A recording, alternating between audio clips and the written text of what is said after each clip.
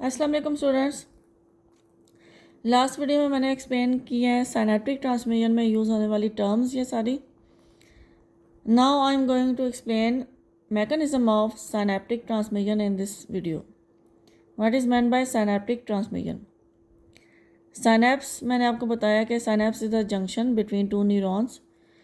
ये जंक्शन बनता है between the axon terminal of one neuron and dendrite membrane of next neuron. ये axon terminal और ये dendrite membrane. अब ये दोनों एक दूसरे के साथ फिक्स नहीं है, अटैच नहीं है बिल्कुल। अगर तो ये अटैच होते, कंटिन्यूस होते एक दूसरे के साथ, then there will be no problem in transmission of impulse. यहाँ से इम्पल्स नर्व इम्पल्स आती जा रही है और इजीली यहाँ से आगे भी अगले न्यूरॉन को ट्रांसफ़र हो जाती अगर ये दोनों अटैच्ड होते। But these are not attached, there is a space left. So अब इस स्पेस से क्रॉस करके ये जो नर्व इम्पल्स है उसने नेक्स्ट न्यूरॉन में कैसे जाना है, नेक्स्ट न्यूरॉन की डेंड्राइट मेम्ब्रेन में कैसे जाना है, ये एक्सप्लेन होता है इसमें साइनेप्टिक ट्रांसमिशन में। So basically synaptic transmission is the conduction of nerve impulse through synapse. Synapse से नर्व इम्पल्स कैसे गुजरेगी? बेसिकली नर्व इम्पल्स या एक्शन पोटेंशियल है क्या? Flow of charges, ions. तो वो साइनेप्स से फ्लो ऑफ चार्जेस या फ्लो ऑफ आयंस कैसे होगा, क्या मैकेनिज्म है, वो इसमें एक्सप्लेन हो रहा है। Number 1, when nerve impulse reaches at synapse, ये प्री साइनेप्टिक न्यूरॉन से आ रही है nerve impulse and it has reach the synapse. Now this is the diagram of enlarge diagram of synapse. ये वाली साइनेप्स, ये भी साइनेप्स की है, ये भी साइनेप्स की है, but this is the enlarge diagram of synapse. ये है एक्सॉन टर्मिनल इस न्यूरॉन का, प्री साइनेप्टिक न्यूरॉन का एक्सॉन टर्मिनल है ये। और ये वाली जो मेम्ब्रेन है ये इस न्यूरॉन की डेंड्राइट की मेम्ब्रेन है, यानी कि पोस्ट साइनेप्टिक न्यूरॉन की डेंड्राइट मेम्ब्रेन। साइनेप्स में ये दोनों चीज़ें हैं, एक्सॉन टर्मिनल प्री साइनेप्टिक का और डेंड्राइट मेम्ब्रेन अगले न्यूरॉन यानी कि पोस्ट साइनेप्टिक की। इन दोनों के दरमियान ये जो एरिया है, ये जो स्पेस है, that is synaptic cleft. So first point is when nerve impulse reaches और action potential reaches at the synapse at axon terminal of pre synaptic neuron. Nerve impulse, when nerve impulse reaches at the axon terminal of presynaptic neuron, ये यहाँ पे nerve impulse आ गई है, then calcium gates will open in this membrane. Axon terminal की membrane में calcium gates open हो जाएंगे and calcium ions will rush inside the axon terminal और synaptic knob. ये एक्सॉन टर्मिनल का ही है ना साइनेप्टिक नॉब। सो साइनेप्टिक नॉब के अंदर कैल्शियम आयंस जाना शुरू हो जाएंगे। फर्स्ट पॉइंट क्या है? When nerve impulse reaches at the synapse, when it reaches at the axon terminal, then calcium gates in the membrane of axon will open and calcium ions will rush inside the axon terminal और synaptic knob. Axon terminal को ही कह रहे हैं synaptic knob. Next point, what will happen, what is the purpose of inward movement of calcium ions? Calcium ions will attach with these vesicles. ये synaptic vesicles हैं ना knob के अंदर, कैल्शियम आयंस इनके साथ अटैच होंगे and they will cause these vesicles, calcium ions will cause these vesicles to move towards the membrane of axon terminal या synaptic knob so that they can attach with this membrane. Calcium ions का क्या काम है? यहाँ से ये इन्होंने इस वेसिकल के साथ अटैच होना है, इसको मूव करवाना है ताकि ये मूव करते करते ये इधर मेम्ब्रेन के साथ अटैच हो जाए, मूव करते करते इधर मेम्ब्रेन के साथ अटैच हो जाए। सो ये बेसिकली इनको पुश कर रहे हैं कि ये मेम्ब्रेन के साथ जहाँ पे आके अटैच हो जाएं।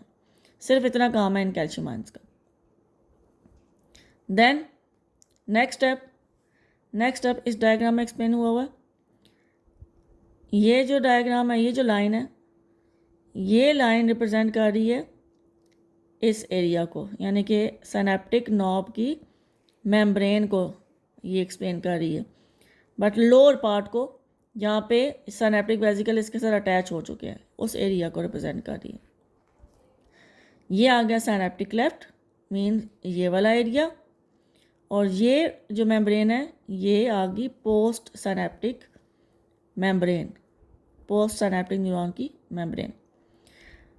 अब कहाँ तक पहुँचा था प्रोसेस? ये सिनेप्टिक वेसिकल्स जो हैं ये अटैच हो गए थे सिनेप्टिक नॉब की मेम्ब्रेन के साथ, यानी कि ये अटैच हुए हैं। ये इनको यहाँ पे अटैच करवाया कैल्शियम आयंस ने, कैल्शियम आयंस ने इनको मूव किया और ये यहाँ पे आके अटैच हुए। After getting attached with the membrane of synaptic knob, these vesicles will release their neurotransmitters in synaptic cleft by exocytosis।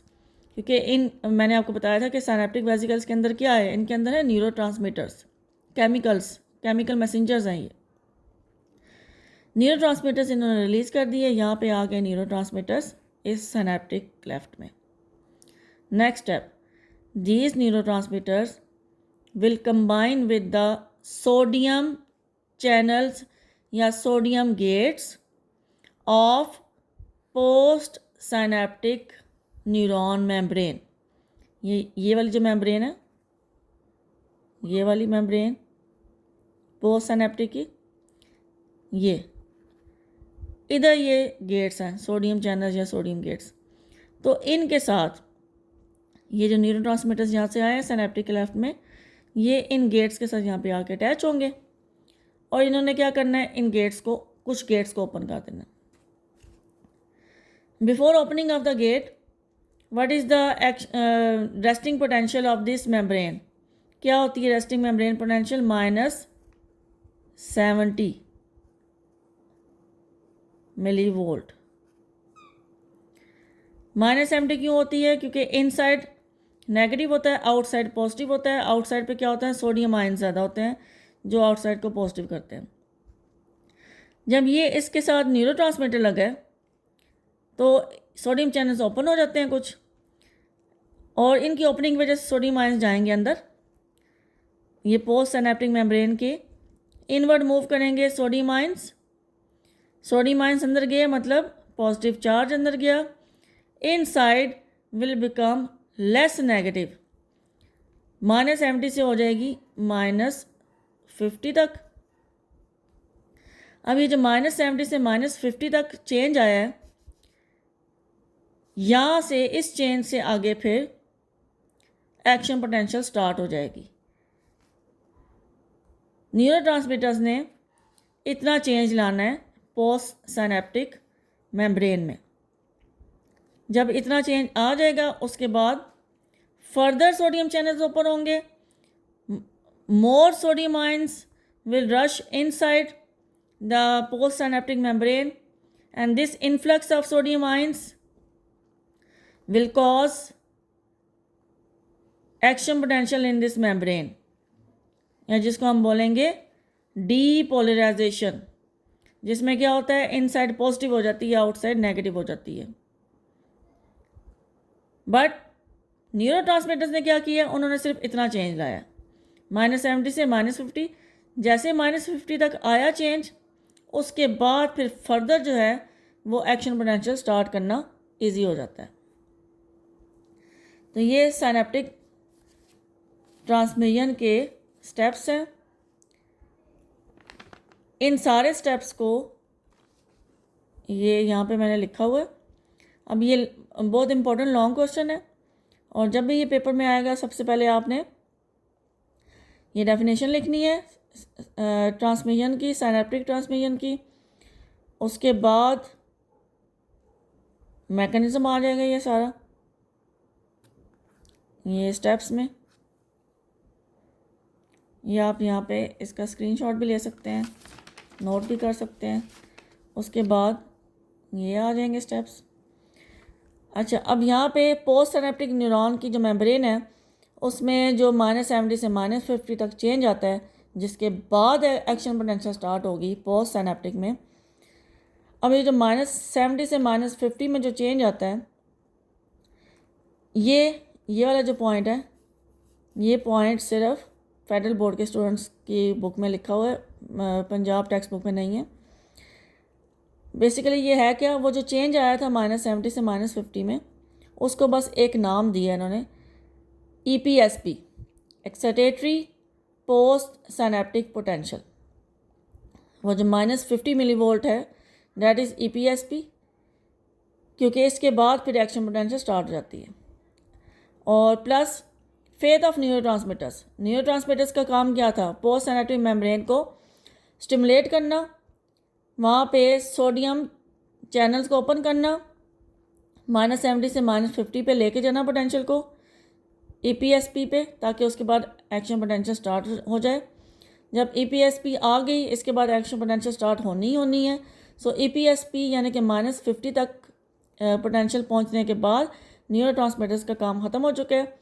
सो इनके साथ क्या होगा, neurotransmitters are immediately broken down by enzymes, क्योंकि अगर वो वहाँ पे न्यूरोट्रांसमीटर्स लगे रहेंगे इस पॉइंट पे, तो they will continuously stimulate this membrane, तो वो एक्शन पोटेंशियल रुकने ही नहीं देंगे। सो उन्होंने एक्शन पोटेंशियल जब स्टार्ट करवा दी, उनका काम ख़त्म हो गया, then they are broken down by enzymes. So ये 2 एग्जांपल्स दी हुई हैं न्यूरोट्रांसमीटर्स की, और कौन से एंजाइम्स इनको ब्रेक करेंगे after their function is done, तो उन एंजाइम्स का नाम भी दिया हुआ है। First neurotransmitter is acetylcholine which is broken down by enzyme acetylcholinesterase after acetylcholine has stimulated the postsynaptic neuron. Second neurotransmitter is adrenaline, which is broken down by enzyme monoamine oxidase after it has done its function. तो ये 2 enzymes हैं जो इन दोनों neurotransmitters को break करेंगे जब ये अपना काम कर चुके होंगे। बहुत इंपॉर्टेंट लॉन्ग क्वेश्चन है ये, और इसको आपने हमेशा या तो ऐसे फ्लो चार्ट के फॉर्म में लिख लें या फिर आप इसके पॉइंट्स बना लें, लेकिन पैराग्राफ वाइज नहीं लिखना। Thank you.